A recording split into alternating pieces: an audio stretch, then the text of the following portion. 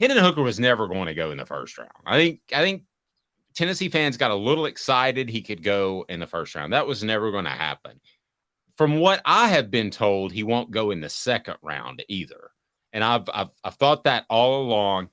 I hope for him that he would go higher, but that's fine. Again, Hendon Hooker, there is a lot of good and bad baggage. The bad baggage is coming off an ACL injury, the questions about an offense. You can look at Darnell Wright and say this isn't a gimmick offense. He's handling Will Anderson. It's a little bit more difficult and a little bit more risky to take a gamble on a quarterback via Hendon Hooker in that position, because what if the offense is gimmicky? You and I don't think so, but he threw to a whole lot of guys that were bare, wide open. So I'm not surprised, and I don't think he should be down that he didn't go in the first round of the draft. I heard that yesterday, some chatter on Twitter. He might go in the first round. Bull. If you want to know the truth, we're here 10 a.m. Eastern, live each and every weekday. He might not go in the second, but that's okay. That's fine, Caleb. I don't think that's a major concern. What he's going to do is he sent out with him throwing, he had a hashtag that I think I'm going to steal. And he's throwing dropbacks yesterday, and it was the hashtag stacking days. That's what he did at Tennessee. That's what he's going to do in the NFL. So Hendon Hooker is going to be judged by what he does in 2025. Not 2023, Caleb. He's just fine, and he's going to get it in the NFL. And he's going to get better every single day. Yeah, and let's go back through history for a minute, because there's all this love and desire to be a first-round draft pick or be high in the first round. Dave, would you rather be, if you're a quarterback, would you rather be a first-round draft pick, or would you rather be drafted by the right franchise?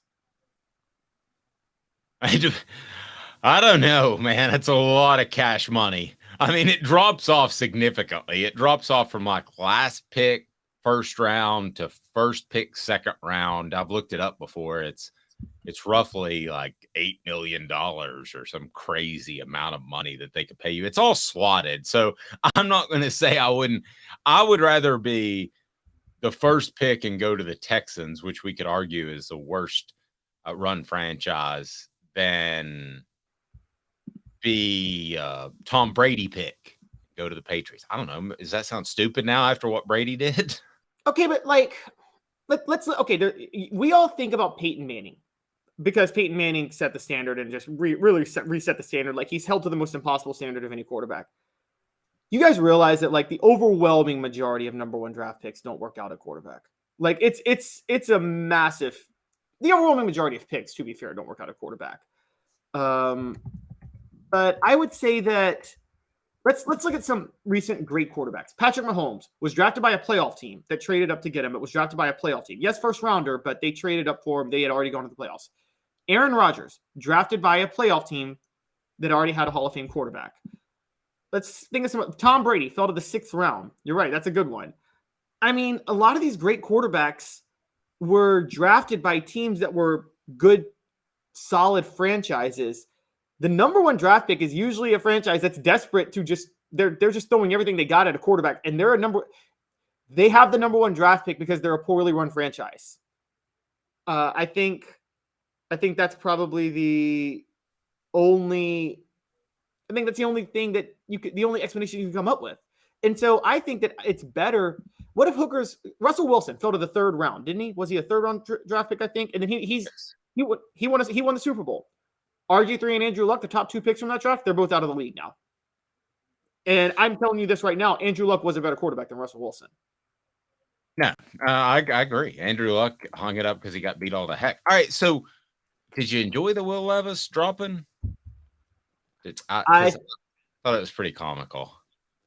I thought it was hilarious. This dude created a fake Reddit post to set himself up to go number 1, and he fell out of the first round. Dave, I got a question. You covered the NFL draft. You covered this stuff more than I have. Those two things have to be connected, right?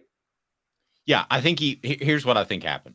I think that he felt desperation that he was slipping, and he threw that out there, that Reddit post, and that actually hurt him even more. So as far as somebody trading up to get him, I think it reeked of desperation.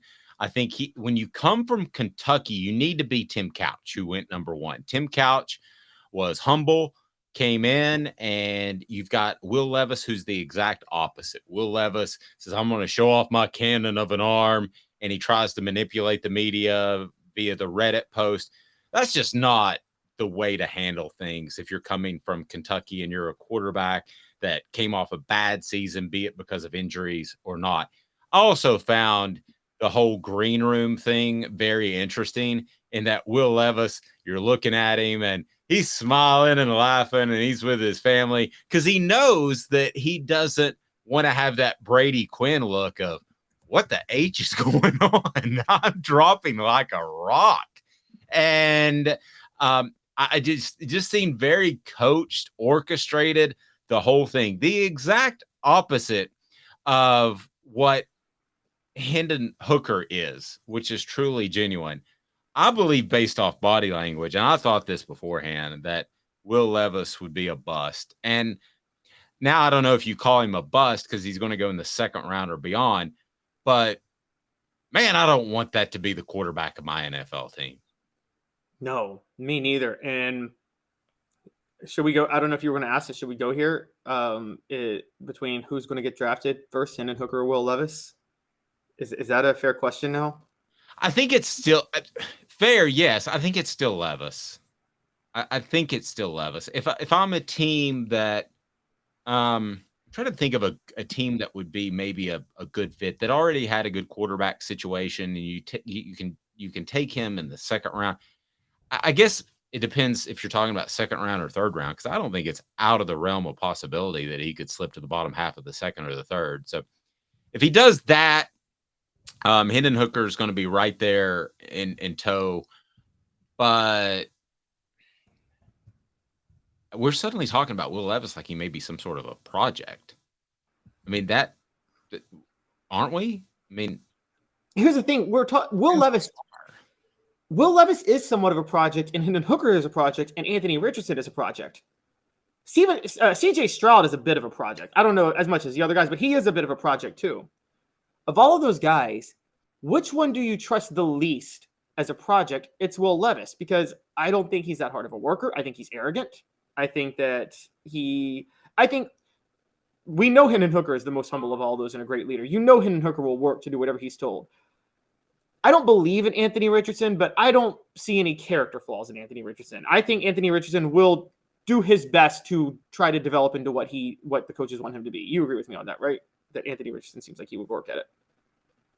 Yeah, I like Anthony Richardson. This is going to sound crazy more than CJ Stroud. Wow. Okay? And here's why. I think that score on that test, and then in the interviews after he was picked number 2, he didn't come across as very bright and engaging to me. I'm not trying to take a shot and call a kid not smart, but he just seemed a little taken aback by the moment. And there's going to be big moments in the NFL. I'm not basing it all off one interview, but Caleb, I don't feel really great about CJ Stroud. When I look at this draft and based on, can I say this one thing in defense of CJ Stroud? Sure.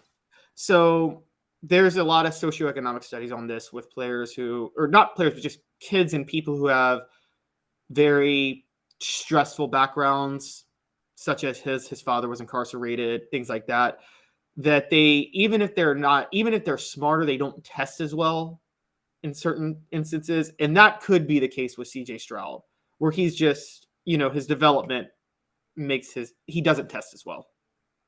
No, I mean, I can see that, but he looked taken aback by the moment last night to me. I'm reading body language, and maybe that's unfair. The other throw into 4 first-round NFL receivers. I mean, you want to talk about, yeah. I mean, you want to talk gimmick offense in Tennessee if people want to knock Hendon Hooker.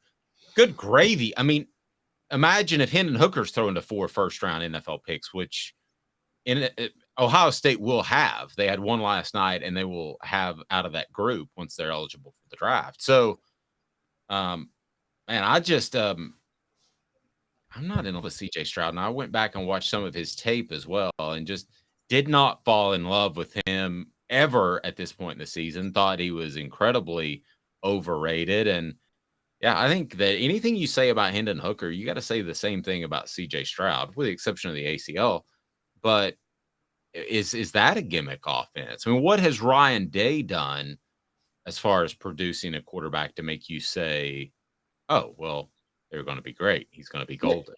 And I mean, dating back to when Urban Meyer started this spread offense at Ohio State, how many quarterbacks have NFL scouts fallen in love with that turned into nothing in the pros? I mean, we're talking Cardell Jones, JT Barrett, what's his name?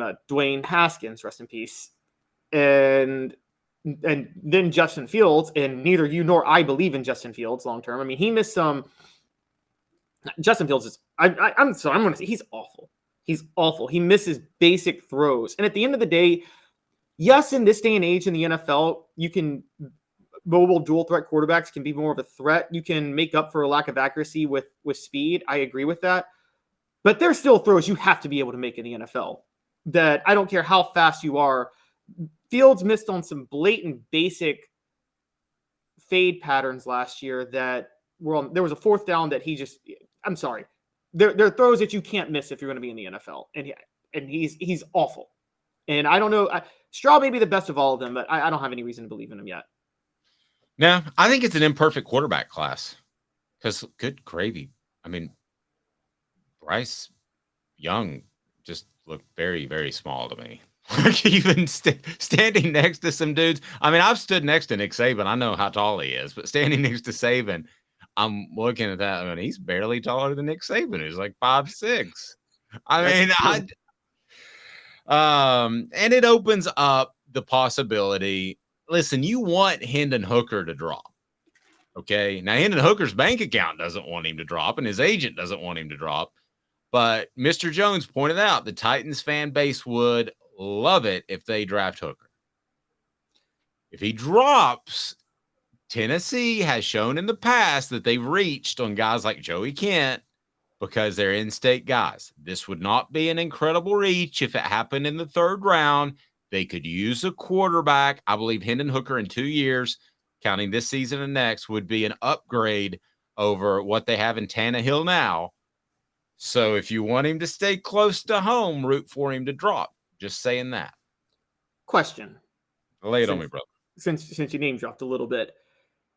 Was Joey Kent, because Joey Kent went in the first round, and then Marcus Nash went in the first round the next year. Were those reaches, or did we just not know how much Peyton Manning was making those receivers? Both. I think the NFL was so different back then. You had a lot of owners that were just in it for making money, whereas now they want to compete and win championships, and they realize at the end of the day, that's the best way to make money.